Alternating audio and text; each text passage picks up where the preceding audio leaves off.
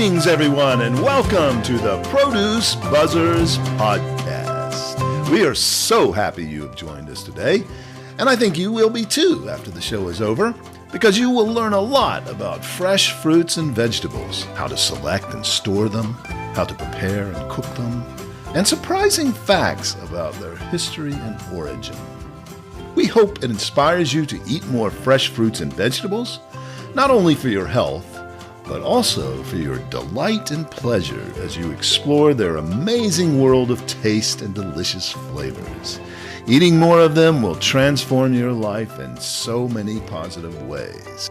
So settle back, relax, and get ready for another delicious adventure with the Produce Buzzers.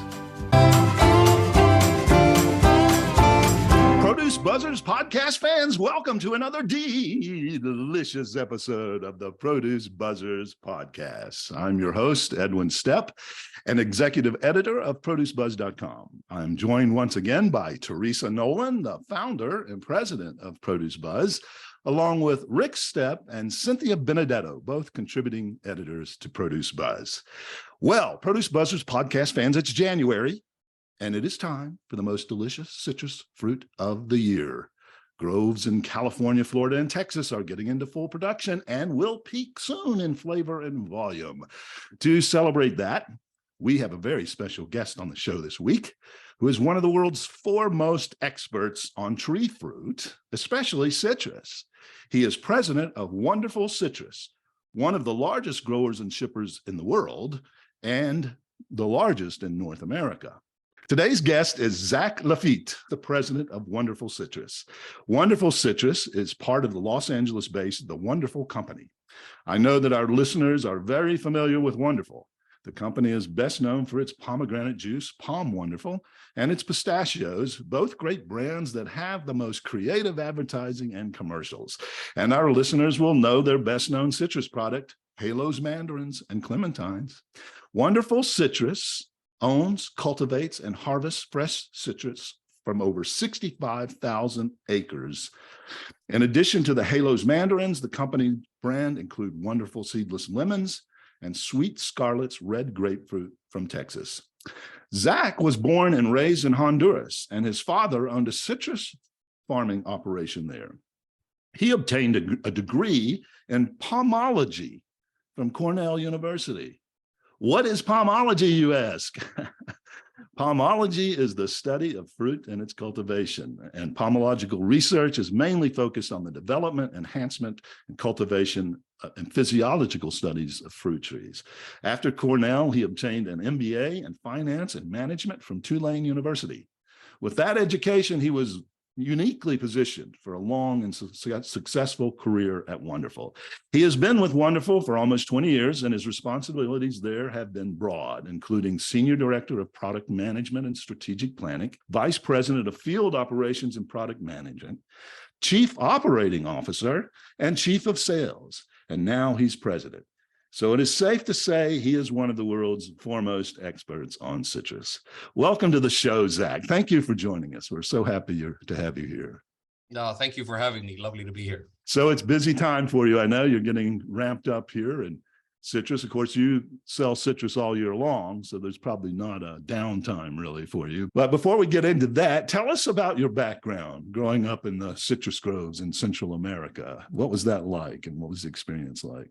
It was fantastic. So my family comes from an agriculture background. I'm actually from the northern coast of Honduras. Our ancestors were French. They were French traders, hence the name Lafitte.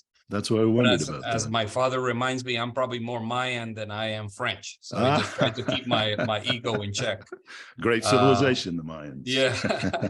So we settled into agriculture very early, and we were in the banana trade business, as you might imagine, very big still to this day in Central American region. So we partook in that endeavor, and then migrated over to citrus. We were one of the bigger operations, small in the global scale, but within the region in grapefruit, and exported to Europe for a very long time. and then have been in the lime business. My father runs that business. I was supposed to be the third generation successor. And as you can see, I work for Wonderful Citrus. So that plan didn't work out so great. But he continues to do it today at 75 years of age. He is as passionate as any person in the citrus business is, continuing to think long term. So I had a very good role model to set me on my journey on the citrus industry. That's fantastic. Still doing he it. had no spare to take your place? No, unfortunately, it's a short list. I'm in California. I'm closest to him. My sisters are in Croatia and Australia, so I think that's even more complicated. But no, he's purely passionate about the citrus business in general.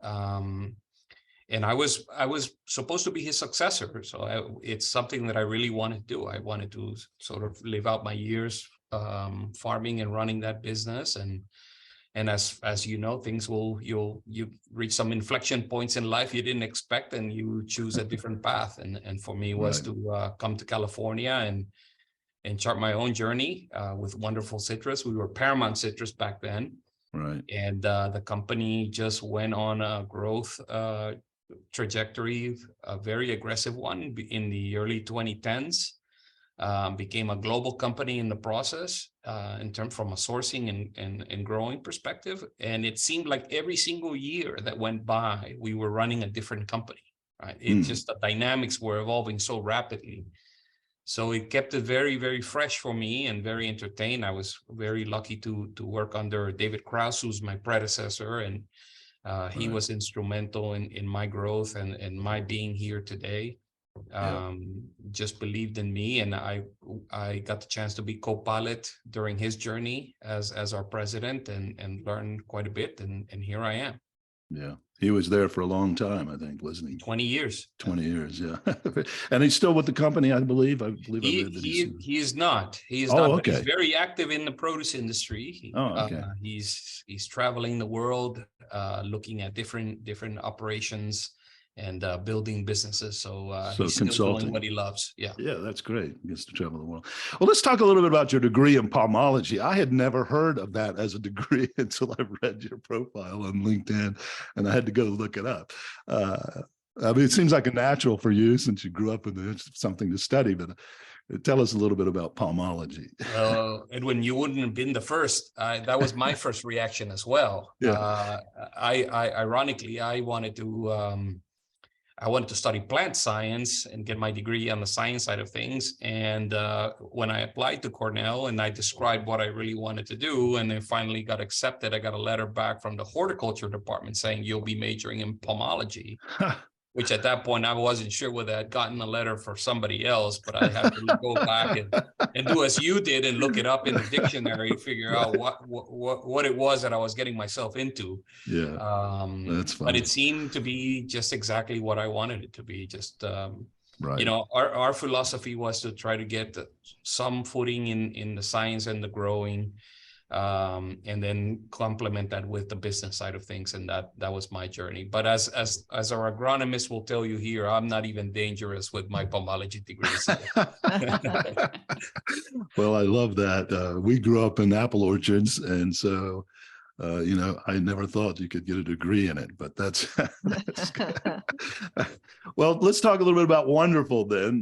Give our listeners a bit of an overview of Wonderful, and then specifically Wonderful Citrus, so they understand how the company functions. Wonderful is quite a diverse company with its foundation in the ag businesses, primarily in the pistachios and almonds tend to be our biggest businesses. Perhaps the ones that have garnered more of the attention over the last 2 decades is Pom Wonderful, which was one of the original brands within citrus, both with their fresh pomegranates, the juice primarily, and then also some of the other products like their arrows and their teas.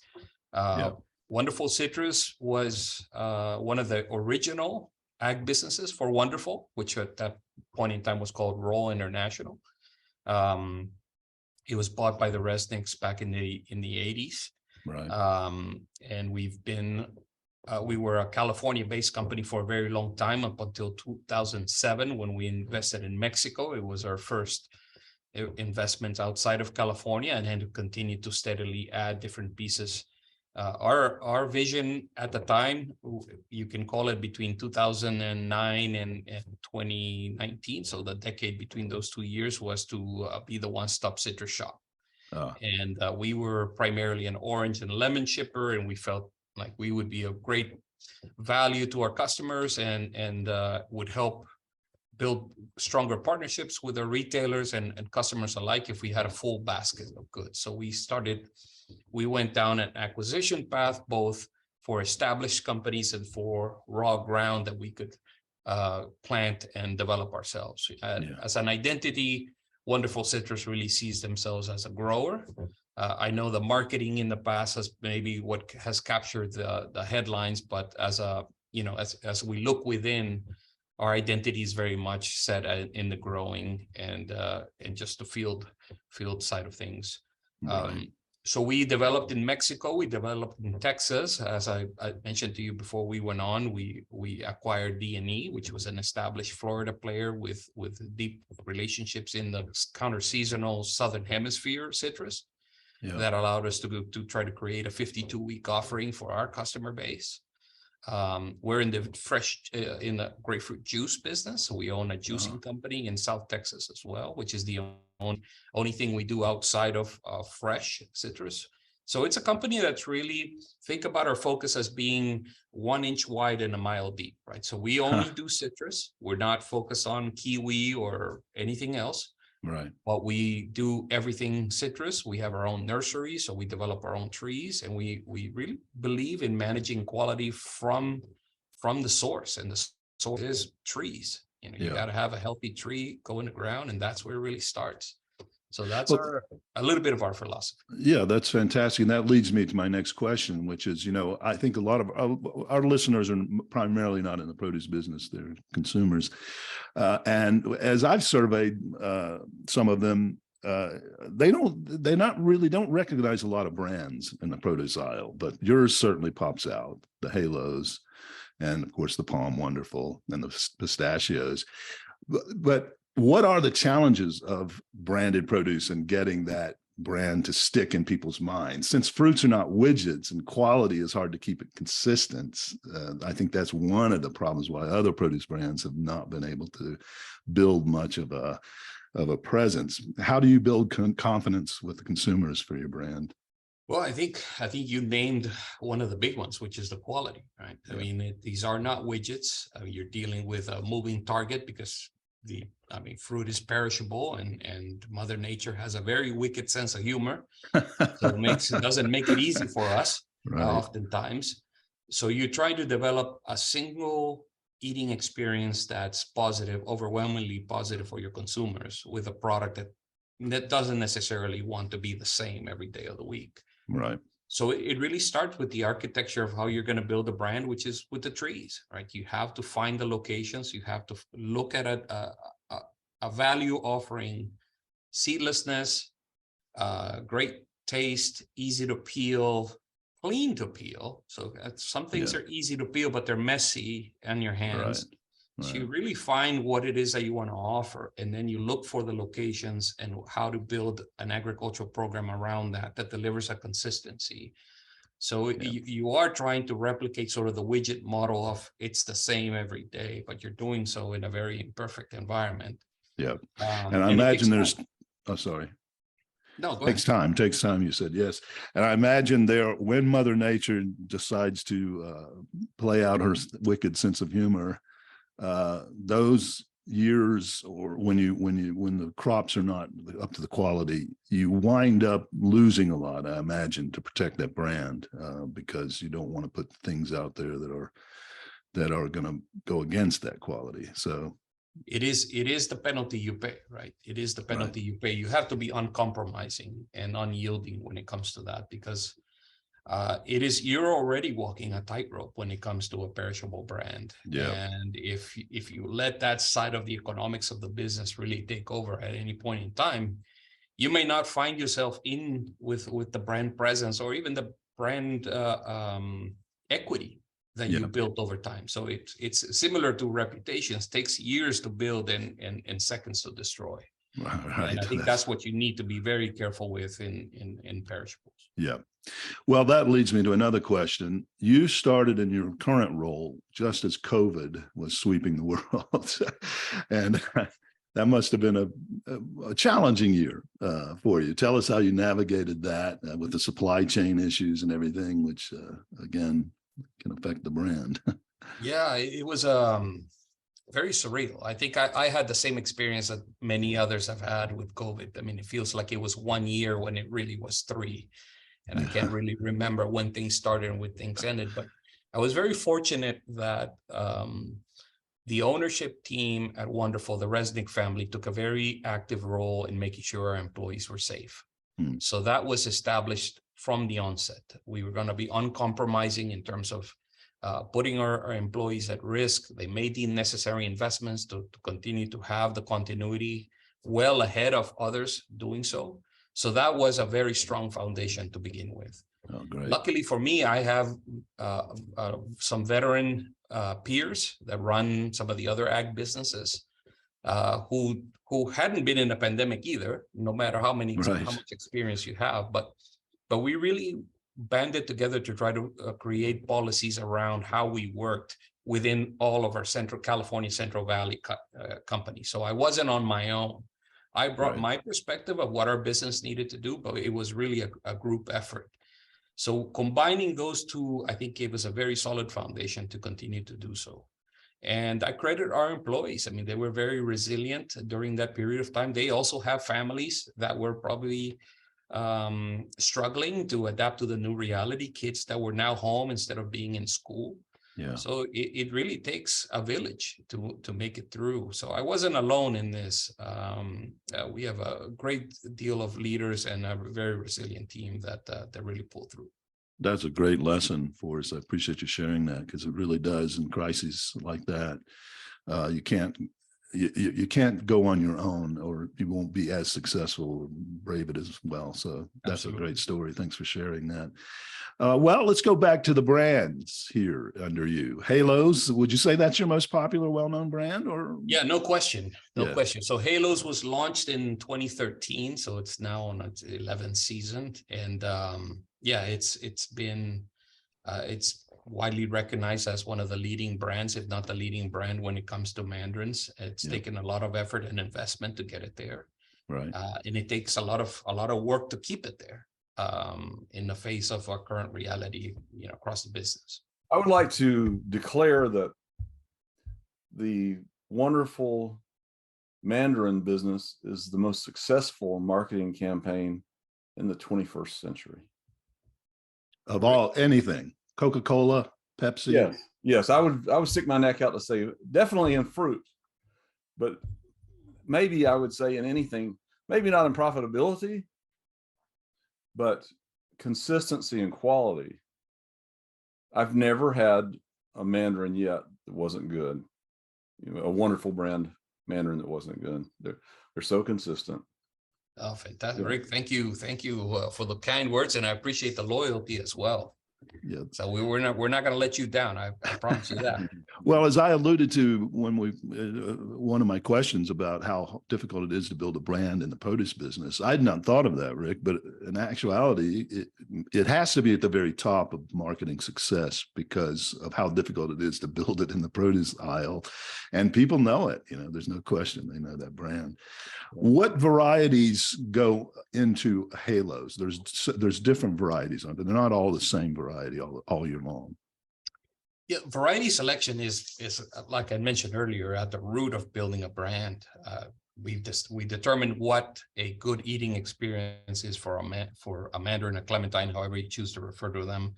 And it was the things I mentioned. It's obviously high vitamin C content, which comes with the fruit, but easy to peel, great eating experience, flavor profile, and it's clean to peel. Right? So with that criteria in hand, clementines were already an established business in the early 2000s, primarily in the hands of Spain, Spain and Morocco exporting fruit into the US. So it was a piece of fruit that was well known on the East Coast, not so much in the rest of the country. I think Mr. Resnick and the folks from Sun Pacific, which was our partners for a very long time under the Cuties brand, looked at the opportunity to expand that and started planting in California. So clementines were at the foundation of that. That provides fruit from November through early January. Yeah. And obviously we wanted to continue to look at the rest of the citrus window for California, and we have two varieties. One is Tango and the other one is Afour, that go from January all the way into the latter part of May. So the idea, yeah, go ahead. No, I was just say, I might have been absent this day that you covered it, but so clementines and mandarins is it an interchangeable word? Yes, I would say there's no genus police that's going to knock on your door. I think it's like the pomology department at Cornell is not going to censor us. So the rest of the world will refer to them as soft citrus, just to think about it globally. I mean, for us, we call them clementines and mandarins just to separate the first and the second season. But for the most part, I think in common language, we look at them as interchangeable names for soft citrus. Well, I mean, like, and now I become the consumer, because clementines, I know what to expect, but mandarins, I'm like, they might be sour. They might, they're not going to be the same. So that's why. Well, the idea for us is to deliver on the same, as much as we can, deliver the same eating experience for you. So our quality standards don't change by variety. So the sweetness, the acid levels, both highs and lows, we have established standards for that. The firmness of the fruit, easy to peel. So if we start the season too early, it might be too difficult for you to peel that. So that's a criteria that tells us that we need to wait. So all of those criteria stay consistent regardless. So for you as a consumer, our goal is for you not to know the difference. Now, you might know when one season tails off and the other one begins. You might really tell the difference between the flavor profiles then. But during the course of the season, we're trying to minimize that. And we've taken that same approach into the counter-seasonal window and gone to Chile and South Africa and applied those same quality standards, looked at growers that have the same varieties that we grow in California, plus the same internal and external quality standards, and trying to replicate that. So even if you're buying our fruit in July and August, you might not be tipped off that fruit has come all the way from South Africa. You might just think it's a halo, right? I mean, it is the same eating experience and the same value I get as a consumer, regardless of where we bring it from. And so my favorite question is, what's the Brix level? So the minimum Brix is 11 for us. So we don't go below 11. Mm-hmm. We have a higher threshold. I mean, we don't have a high threshold on Brix, obviously, but we do have it on acid to make sure that it's the right balance of tang and sweetness. For our listeners, I'll explain what Brix is. It's basically the percentage of sugars in the fruit. And I think it is actually a percentage. Is that correct, Zach? Right. So if it's 11, that means it's 11%. It's 11% sugars in there, right? My favorite word is sugars. Sugars. She calls me that all the time. So I'm always looking for no pillow talk here. I'm always looking for something sweet. And that's, for us, we have to be associated with, again, if we're going to fill that need or that sort of snack window for you, then we have to deliver consistently to maintain our brand. All right. Very good. Now, halos are often sold in 3 and 5 pound packs at the consumer level. I think that's basically the two availabilities. We have a 1 and a 2 pounder, but the 3 and 5 to be that. I haven't seen those, but they don't last long at my house. I never have this problem, but some may have difficulty getting through them before they start to dry out or decline in quality. What's the best way to store them for our consumers so they can preserve them as long as possible? Best way is to keep them in the fridge, right? That extending shelf life on perishables. I mean, some won't do well. The tomato people will tell you not to put your tomatoes in the refrigerator, but I think they might be the exception. Just to extend the shelf life, to preserve the eating quality that we intend you to have, the refrigerator is probably the best way to keep them. And should they be stored away from other things, or do they not affect? Are they No, not affected I wouldn't by? say you have to be that careful with it. I think just managing the temperature. I mean, don't keep them for 3 months. That's not the intention. Yeah, right. But hopefully you'll eat them sooner than that. Right. Yeah, But we go through them. you don't need to be that careful about it. Yeah, I guess that's why the 3 and 5 pound packs sell better than the 1 or 2, right? People. Absolutely. I mean, we rather you buy 5-pounders all day long. Yeah. That makes us very happy.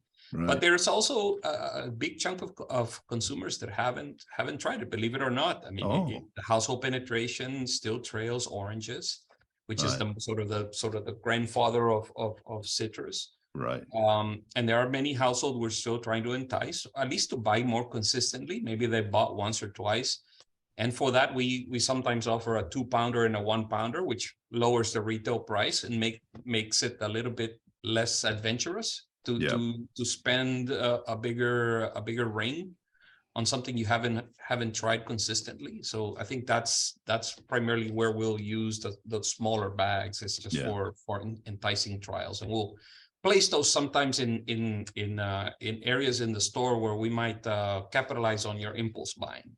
So you might see some halos close to the register. Where you Seems like that'd be a good product for convenience stores. Do you sell to convenience stores? It's been a difficult cold chain to manage in convenience store. Right, I would tell you right. that's the challenge. And we think that the impulse is plenty there, but if you go to convenience store, or whether you're going to sort of the food mart next to your gas station, you'll see bananas and some things that are sort of more not shelf stable, but they can be at room temperature, right? And have a very quick turn. Yeah. But we think it has it's easy to peel like a banana. It's got it's on its own packaging, right? So it's not like an apple which you have to shrink wrap. I'm not one to have apples from the gas station. I have pleny of apples, but I'm not. They're usually not the best quality there. I'm sorry, gas stations, but I'm not. You're gonna have to merchandise with like beer or Gatorade or something like that. Yeah, you can't beat a piece of citrus in the winter time, fresh off the tree. Like from a freshness and taste profile, you're getting it as fresh as it comes. Right. But it's also cold inside, right? So having that orange or having that clementine in the field is absolutely top eating experience. Yeah. Let's switch to another product that I just learned about this year. And I know you've had them for a few years, or maybe quite a few years. I don't know, but I was at one of the major produce conventions, and you sponsored an event there for the Produce for Better Health Foundation. And you sponsored it by promoting your Seedless Lemons.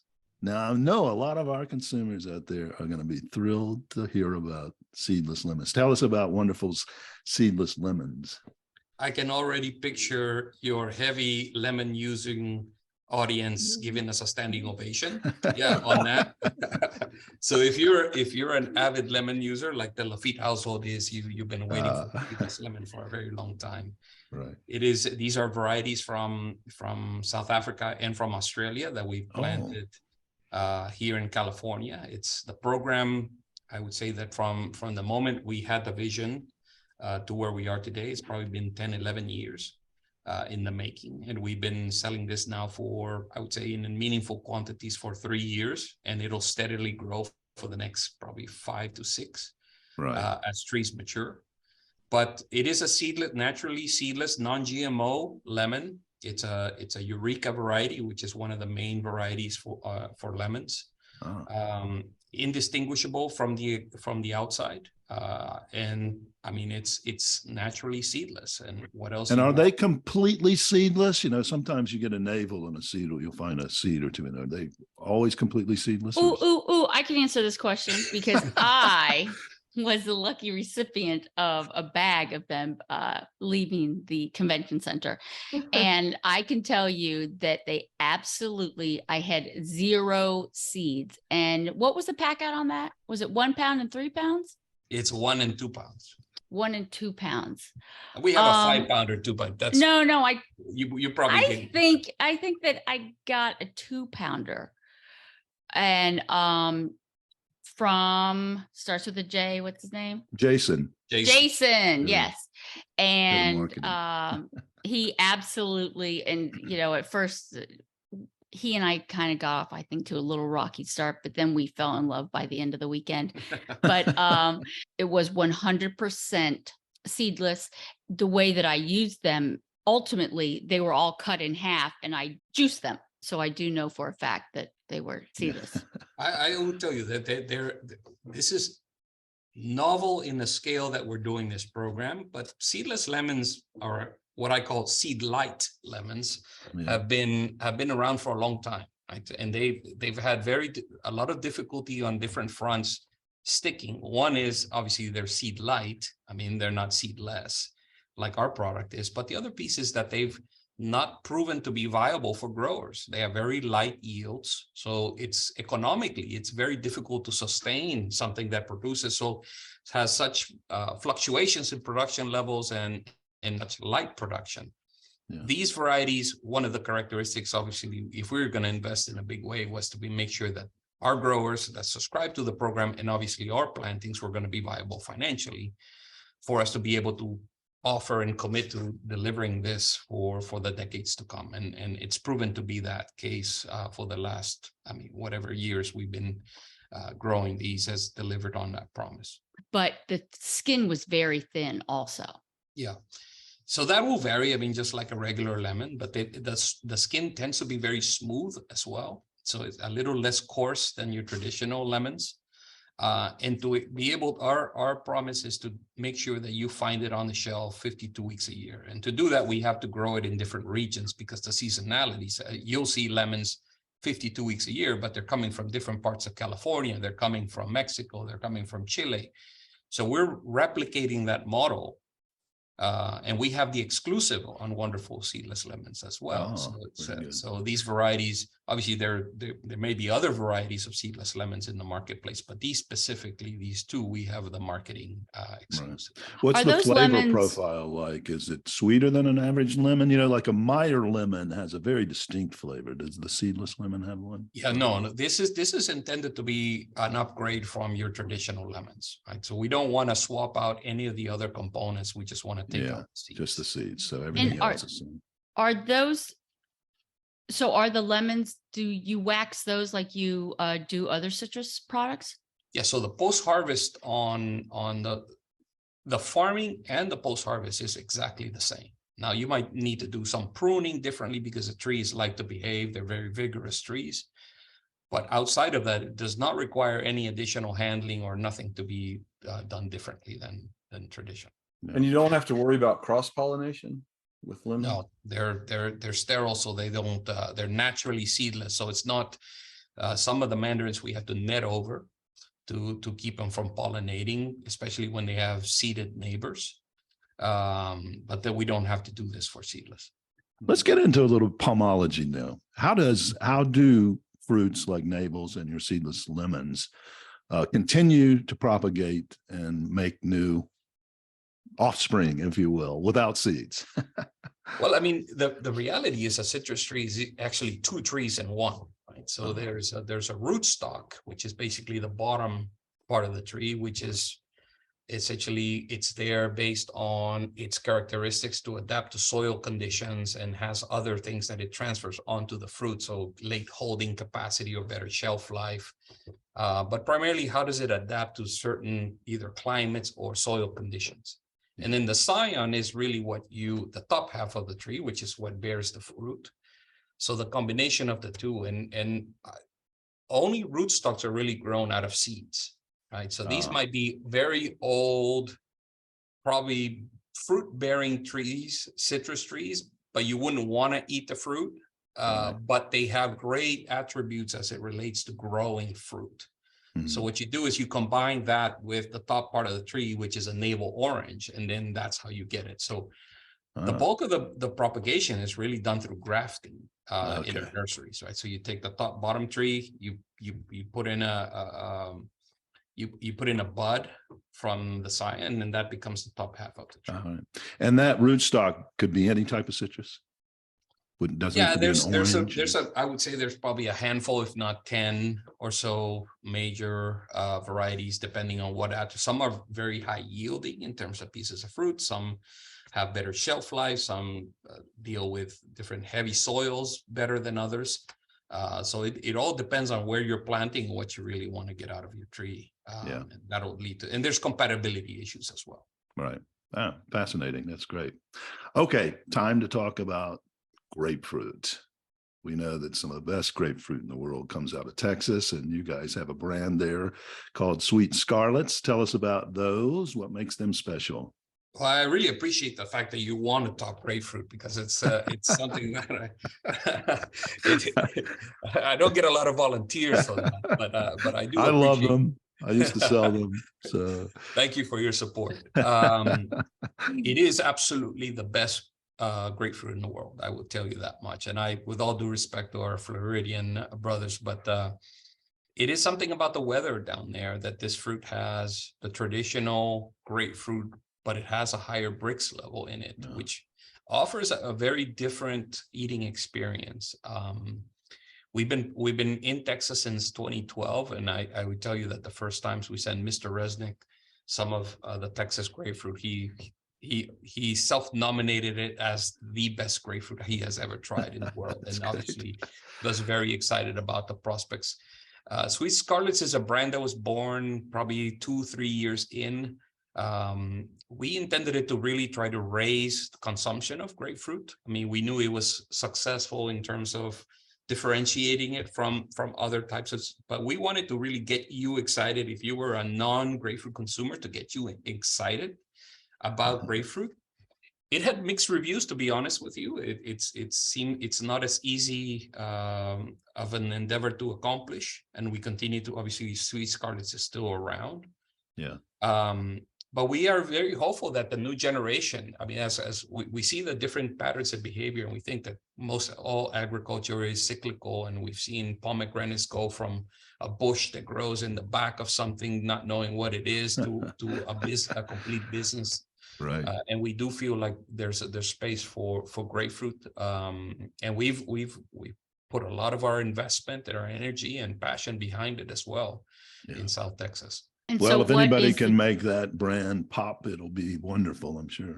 And I would be your worst. I would be the person that you need to be on the panel, because I don't really eat citrus. No, I don't eat grapefruit. And every once in a while I would eat the orchid label. But what is the Brix level on the grapefruit? I would say probably somewhere in the 10s. So for a piece of grapefruit, that's probably high. Yeah, I'm sure we're doing. We have periods of time where it's higher than that. We don't have a similar standard like we do in halos, where we basically don't harvest within a period of time. It's a piece of fruit that when it's ready to go, we go. We use Sweet Scarlets in a more discriminate way. So we have other brands that would pack. That's not the case we do on Mandarins. We only have halos. So 100% of what we pack must meet the standard, and it goes in a halos pack. In terms of grapefruit, we do it differently.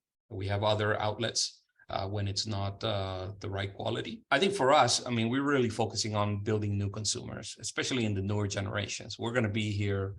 We want to be in the grapefruit business for the decades to come. And if that's the case, we got to get some millennials eating some grapefruit. Now, they may eat it differently, not for breakfast. It's not an easy to peel fruit, so doesn't have the same value proposition a halo does, but it has a place, right? Whether it's garnishing, whether it's you have it for drinks and you want to make your own fresh squeezed. We're really investing our energy in trying to introduce the newer generations to the best grapefruit in the world. We need to bring back the grapefruit diet. Maybe that would kick it off. Do grapefruits get sweeter after they're picked, or do they have to have that Brix when they're picked? Yeah, you usually pick them. It stays with it, right? I mean, does the Brix level increase? Probably not. I mean, we don't hold them long enough. I mean, if we were to try to get something after it harvested, whether it's the assets to subside, you probably have to hold it longer than you want to in order to deliver the freshness that you want as a consumer. So we just manage a lot of those characteristics on tree. I think very few citrus, or probably no citrus, ripen after they're picked, right? I think so. No, I think you manage all of those attributes on tree. Right. So you do it through sampling, through locations, through variety selection, through rootstocks. Yeah. And there's a rhyme and reason. Yeah.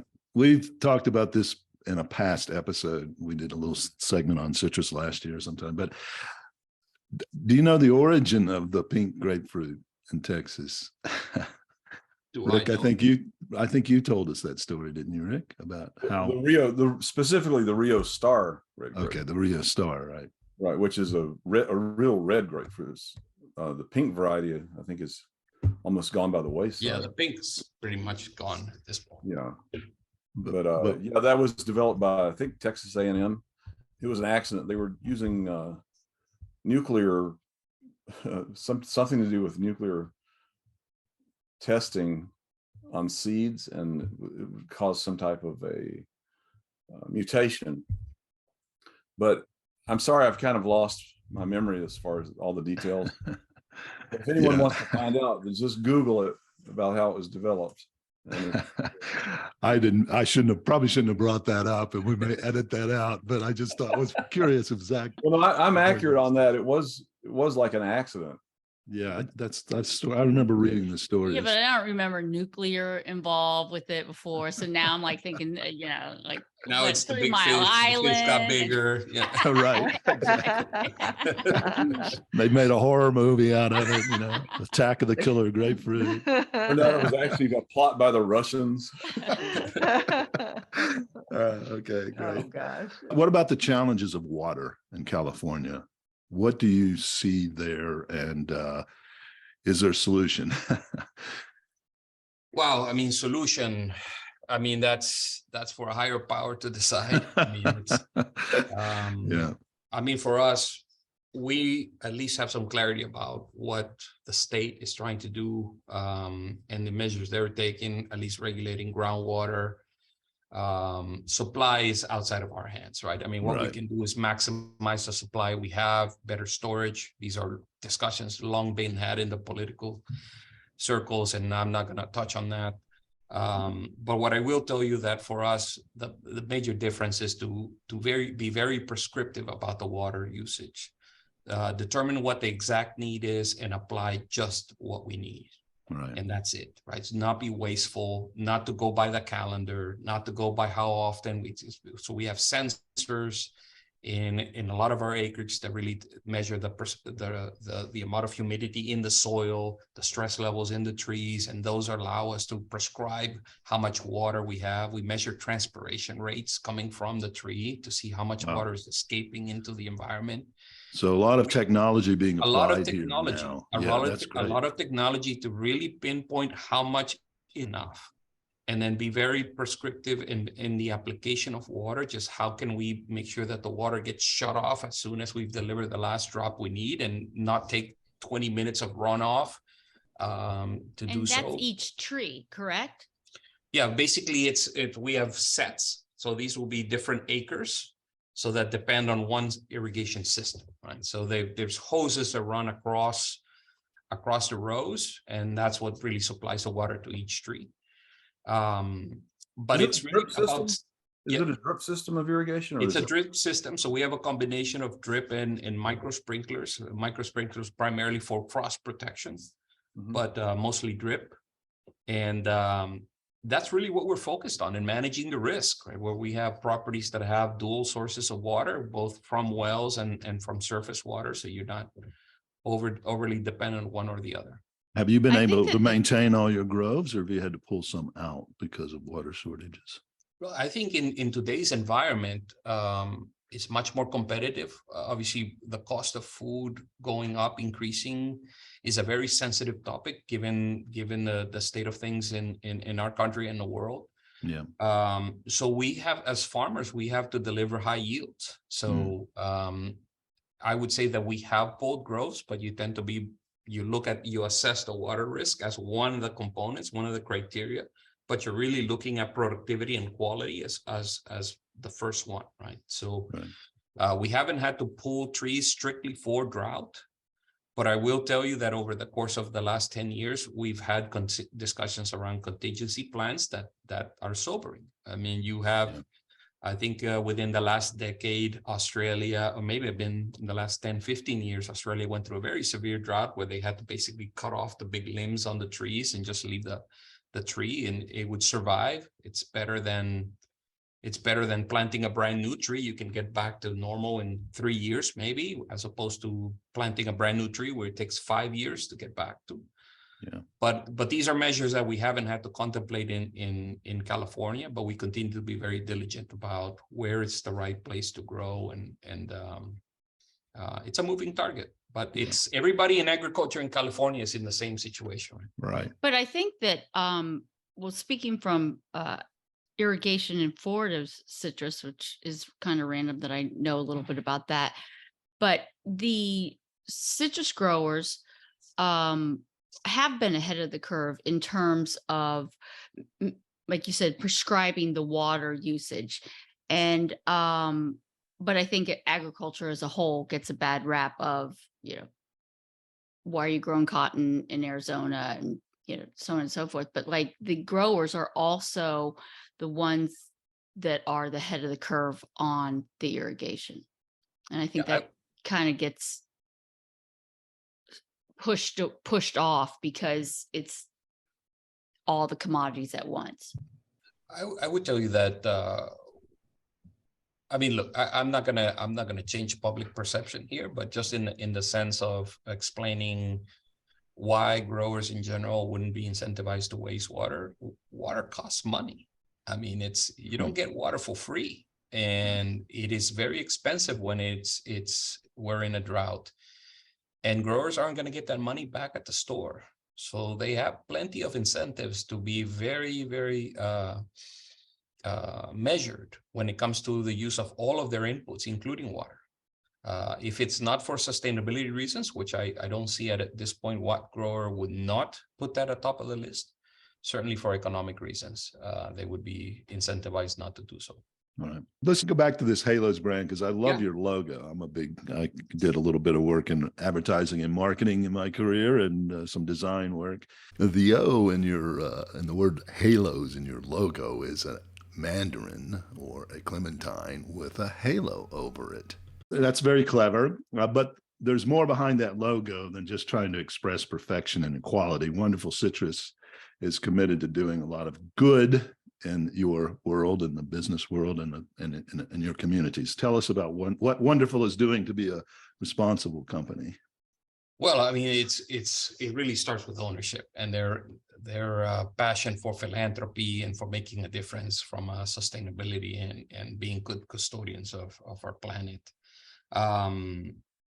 Look, it's widespread. I mean, we believe that if we're going to fix the world, we've got to fix our communities first. And it's something that we put in practice, and really comes from Linda Resnick, our owner.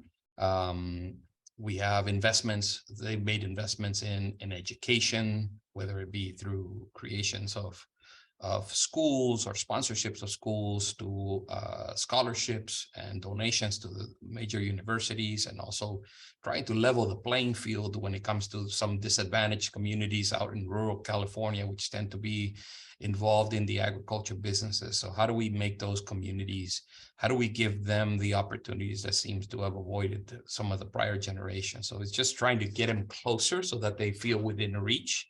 Right. To break that poverty cycle, so it's been pretty inspiring to get behind. Obviously, it's a vision of theirs, and then our employees have really gotten behind that to push that. And we've also had, from the environmental perspectives, there have been enormous investments on that front. We're one of the few companies in the RE100 committed to renewable and 100% renewable energy. Some of our sister companies to Citrus have already passed the 50% mark in terms of how much energy, or at the 50% mark in terms of how much of their energy usage is renewable. They've invested almost $1.3 billion in sustainability measures through donations to Caltech and to UC Davis for development of sustainable solutions. And then the investments in the business. I've mentioned the commitment to renewable energy, but there's efficient water usage, packaging reductions, recyclability. So it's really not about just doing well as a business. It's also doing good as sort of just citizens of the world, right? And we really try to make that part of our character and part of what we stand for as an organization. I mean, it's very important for us not to only be successful, but to do it the right way. Well, that's fantastic. Congratulations on your career. You're still very young. You're going to do a lot more here. Maybe back to Honduras to run a citrus farm now. I don't know. Don't give my father hopes. Don't give my father hopes, okay? He'll edit that out for you. I thought I sealed that deal. Yeah, that's great. Well, once again, congratulations to you, Zak. And we look forward to seeing how your career goes further. Good luck and all of that. Oh, Teresa has something for us. What? Yeah. What about a homegrown? pun? Yeah. Okay, that's right. Okay, let's do it. So, Zak, we have a little segment on the Produce Buzzers podcast called Homegrown. Not GROWN, but GROAN. Teresa loves her puns, and they're always bad. So she tells a pun at the end of every episode, and we have to groan because it's not funny. They're not funny. You groan at them. You're warning me. So you have to join in on the groaning. Okay, so I'm going to introduce it. Produce Buzzers podcast fans, it's time for your favorite segment on the Produce Buzzers podcast. Yes, it's time for Homegrown. Yeah, no, don't run away. Don't turn the podcast off. Stay in your seat. You have to be punished by one of Teresa's puns. Teresa, what's the homegrown of the day? What did the first responders give to a citrus farmer after an accident? Okay. Now, we also try to guess these, Zak, so put your thinking cap on. What did the first responders give the citrus farmer after an accident? Rick, you got a guess? Oh, I got to think about this one. May not have time. So it's got to be a pun of some kind, but I'm coming up short. Any ideas? Okay, Teresa, tell us, what did they give him? After the accident, the first responders gave the citrus farmer lemonade. Oh, that was terrible. Good. I told you, Zak. I warned you. I'm thinking like what rhymes with Vicodin or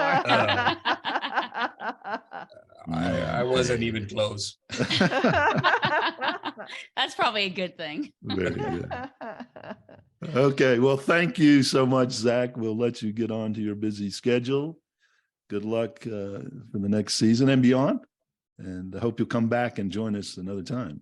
Thank you. Thank you for the invitation. It's been lovely to chat with you and an opportunity to tell our story. And I look forward to hearing you every week and every one of your podcasts and chatting again. Great. Happy New Year. Happy New Year to all. Happy New Year. Nice meeting you all. Thanks again for the time. You too. Take care. Travels. Bye-bye.